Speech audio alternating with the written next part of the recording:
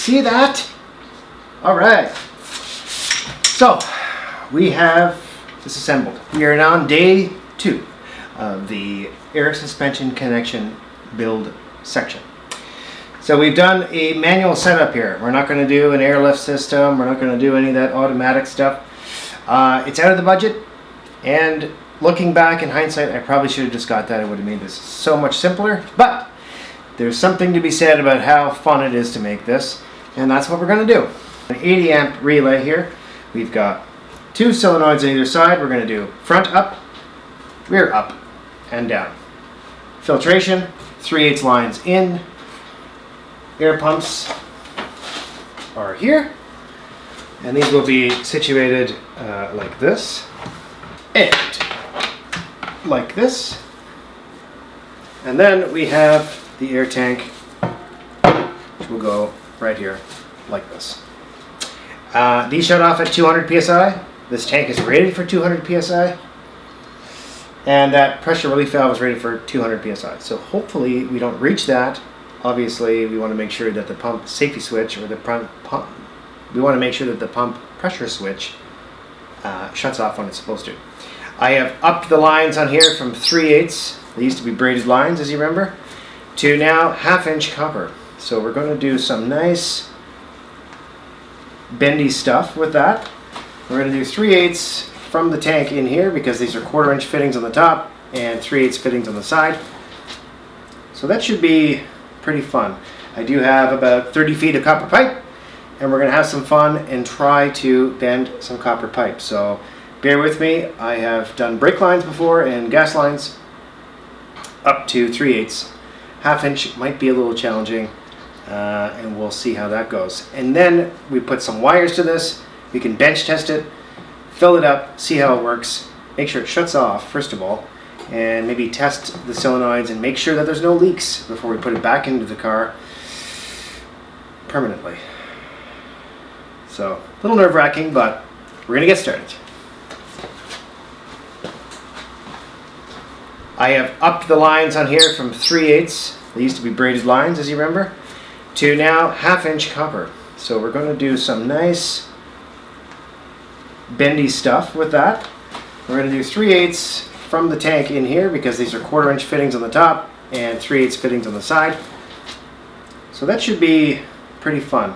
I do have about 30 feet of copper pipe, and we're going to have some fun and try to bend some copper pipe. So bear with me. I have done brake lines before and gas lines up to 3/8.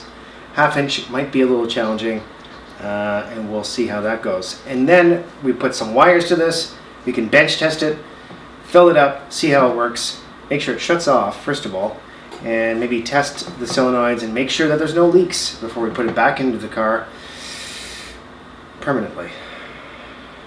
So, a little nerve-wracking, but we're going to get started.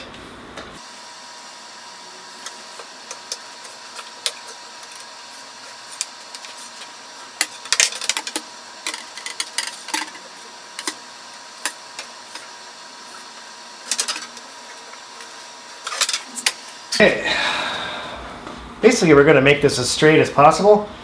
Cut it in half, and we'll have 5 feet per side to kind of play around with and bend as we see fit. Hopefully this stays as straight as possible.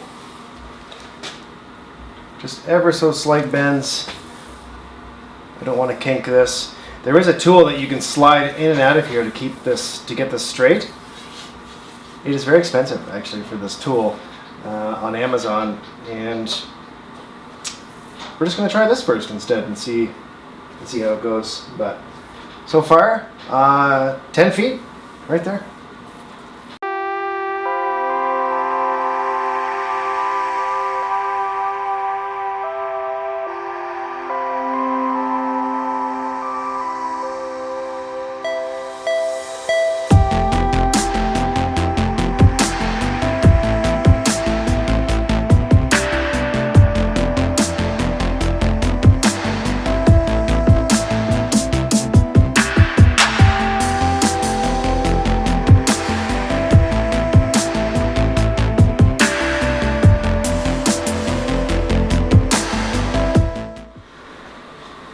What do you think?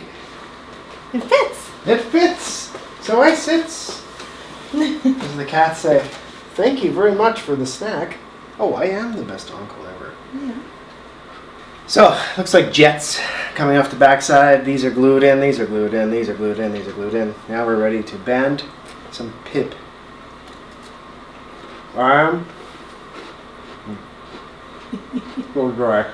Let's talk about the water. Okay. It's so good. You coffee. I don't know why I took a bite mid-sentence, but anyway. Because you're excited. And there's sugar on top. You can't beat that. So dry. Excuse me. We have a humongous garage here. I've straightened out as best as possible 2 5-foot lengths of copper pipe. Ooh, I like that color. You like this color? Mm-hmm. So it should shine up nice, like the other one. So basically, I have this much pipe that I can use to get from here to here. Okay. Okay? And this should fit in the hole here like that. Yep, it'll fit in there just like that. Fit right inside. And then you have to add like something on the end? There's a ferrule and then a compression fitting which is in that bag over there. I took them off so I could do this mock-up. Mock-up! How do you... Okay. Okay, I'll show you. Yeah. No worries. I was thinking maybe, yeah, if you had questions, keep asking them. Because maybe the viewers want to see or know. What's brown and sticky? What's brown and sticky? A lot of things.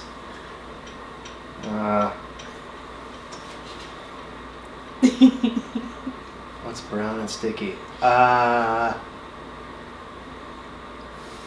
I can only think of inappropriate things. What's brown and sticky? A stick. A stick. Why?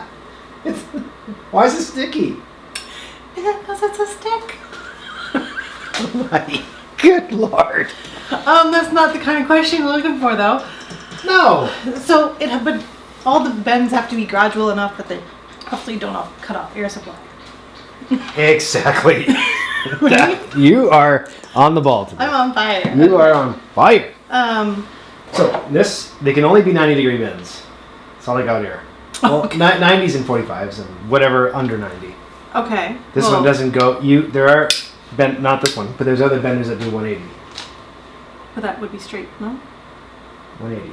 Go back. 180. Comes in this way, goes back this way. It's a 180 bend. 90 is like this. Isn't 360? 360 is a circle. No, like. Okay, does this side have to go to this side, or can this side go to this side? It can go anywhere. Okay. Yep. Across. And I wanted to go under the pumps and back up over. Very complicated. But instead, basically, I want to see as many lines as possible. So I want to just keep them, make sure that they're symmetrical. Is there a way to practice this? To make sure you have enough? Like, do we need like a bunch of pipe cleaners or something to kind of... Pipe cleaners? Oh, I see what you're saying. Because like, I'd hate for you to come up with a plan, start bending, and you don't have enough length. That's what she said.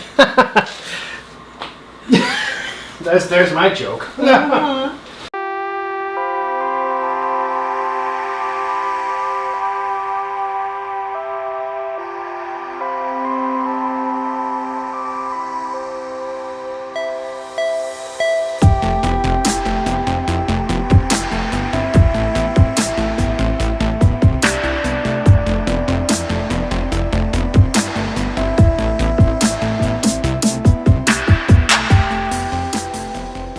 So, as you can see here, I'm getting just a little frustrated.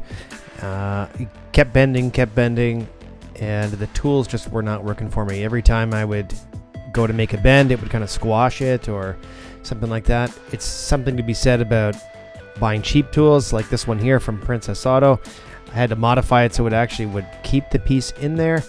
So I just kept trying, and maybe it was the way I was using it, maybe it was the measurements I was making. Anyways, it was just so frustrating. Then we get to the point where I was happy with one piece and moving on to the second piece, and that's where we're going here now. But eventually I borrow a new tool.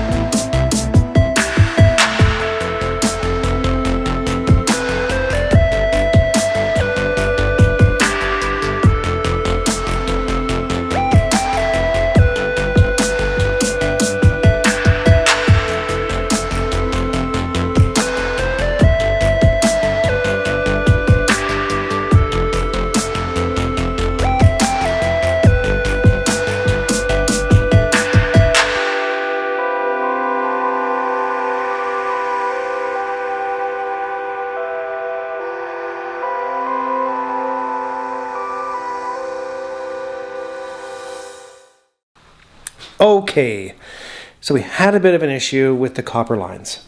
I don't know if you saw in the last scene, that was the last piece of copper I had, and it kinked, and now it's gone. So we're going to do round 2 today of version 2, and let me show you some pieces I have messed up. Okay, so who can't... So as you can see, we got some twisties, we got some kinkies, we got some crushies. I'm having a hard time with this pipe bending. So it seems I'm trying to make it maybe a little more complicated than it should be, because I just want it to look nice. And I could go straight in to the tank and to the other thing, but that's just not fun, right? So I tried this. This is now crushed. I have to get a new piece because we're going to redo this. I mean, this is functional, but doesn't look good. And if you step over here onto the workbench, this is the last piece that's salvageable, which is now too short for what I need it for. So it seems that the little pipe bender, this one, right here, this thing was cheap. It was like 15 bucks. Doesn't work. If you can see through here, it doesn't actually touch the other side. So when you're going to make a bend and kind of pull it around the side, because it doesn't touch, it seems to let the copper kind of squash out of the tool itself without some major like squishing. And anyway, this thing is like very loose, so that didn't work. And if you go over here, I bought this one specifically for 1/2 inch. And this bolt right here kind of stripped right off the first time. This is a new one. I had to modify this tool to make it work. Then this little piece that kind of clamps onto the copper line, that didn't quite hold either. And it started squashing lines as well. So you can see some of this stuff that I started with here. Yeah, unfortunately it just didn't quite work out. Too wide, and I tried to make it work, and then I just started bending this stuff by hand to kind of make it work. And that last piece that I thought I had left was too short. So that brings us to day 2, version 2 of part 2. And I did get a new tool from my man Pete, guy I work with. Lent me his tube bender, and we're going to try that out. It is a beautiful set. It's actually a really expensive tool, and it's ratcheting and all this kind of thing. I don't think it does like super fine movements, but it looks like it's going to bend them really nice. So we're going to try that. I did get some more copper today, and yeah, we're going to try that and get started. We're just going to move right along here because this has to get done now. We're back again. So we have a ratcheting tube bender this time. I believe this thing only does 90 degrees. So we're going to try and keep it as simple as possible. 90, 90, 90, 90, 90, 90, 90, 90, 90. You know, something like that might work. I was trying to get a little fancy with 180s and a bunch of other crap. So instead, I think less is more, and we'll keep it simple. So I'm gonna go ahead and bend a few pieces and we'll try it out.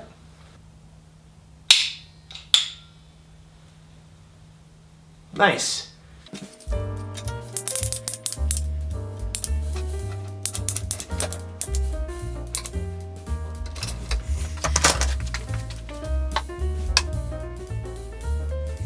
Success. Ta-da! Look at this. So I'll record more of me bending the other one. This one I was doing some trial and error. This was not planned. So this came out. I wanted to I don't know what, go down and back and around and kind of in this way. I got some new fittings. I just ran to Home Depot to get a couple 90s because these are now going to go in. So I was able to create this randomly and then I recreated it on the other side. So there's a little bit of bending and what not to do left, but so far so good. It just needs to be, put in properly, and I think it's gonna look great. Once the black is there, oh, it's gonna look so good. This is huge though because I'd already messed up quite a bit of copper line. I still have lots left, so maybe we can incorporate copper somewhere else. But for now, success. On to 1/2-inch lines.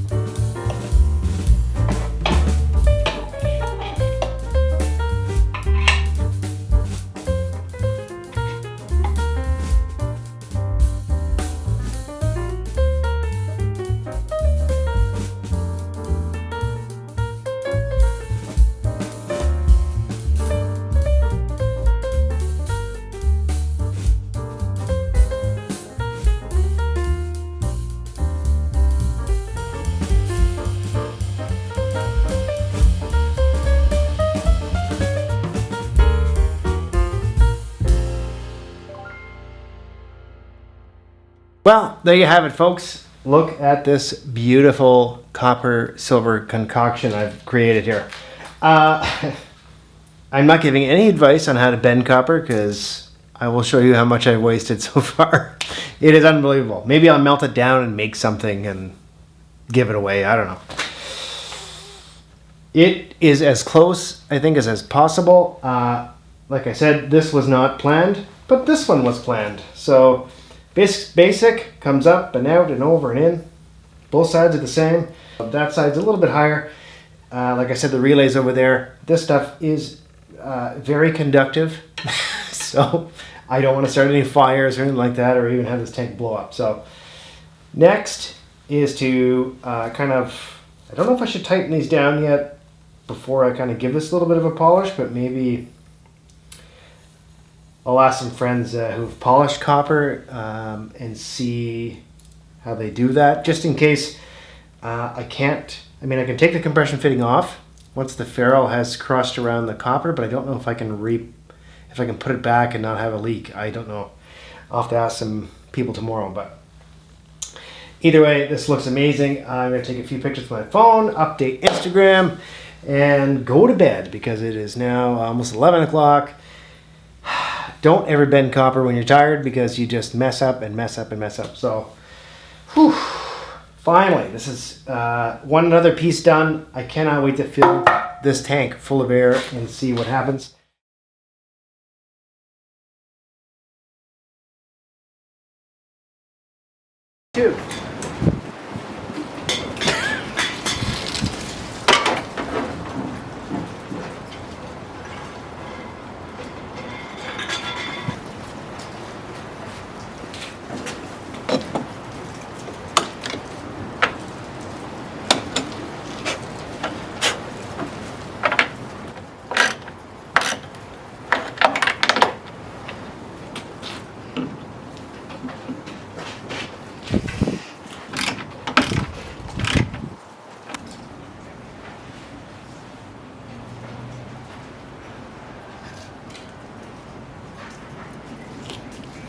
take everything off just to carpet it over?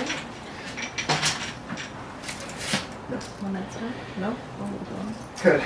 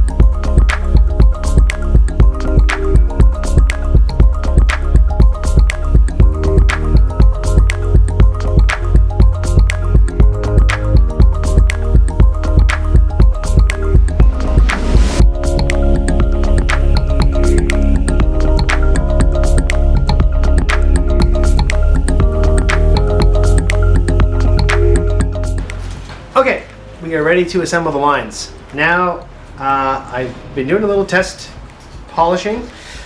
This side is brushed, as you can see that in the camera. We're brushed, and then we have a hand polished side.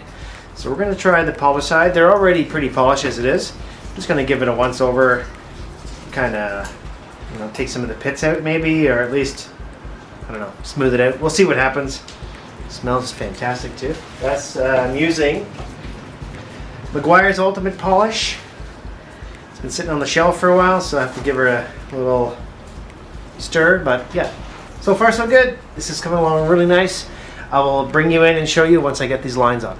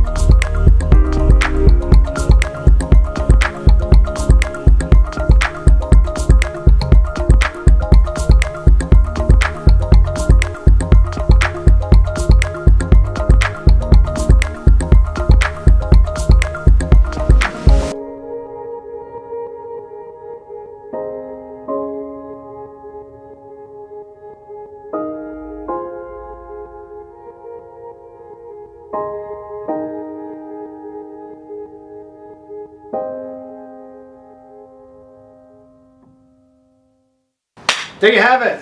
What do you think? What do you think? This looks amazing. Nate's laughing at me. I can't even, it's amazing. We're going to fill it up now and see if it explodes. We're going to turn it on. I'll leave the camera here and we're going to walk over there. Hey, it's Emily. Come on down. And we're going to fill this up, evacuate the garage, make sure it doesn't explode. And What? come on down. And then that's it. So thanks for watching. I hope you enjoyed this video. Come on by. Much more to come. Next video we're going to install this into the car and wire up some switches, etc. Come on over here. You're in the frame. Let's go. And so there you go. Hey. And I will bring you in a little closer, show you the wiring, stuff like that. Oh, it looks so nice. Thank you very much. I hand polished it as you saw in the video. And Damn! I'm exhausted. Anyway, if you haven't subscribed already, subscribe right now and there'll be more to come. So take care. Thanks.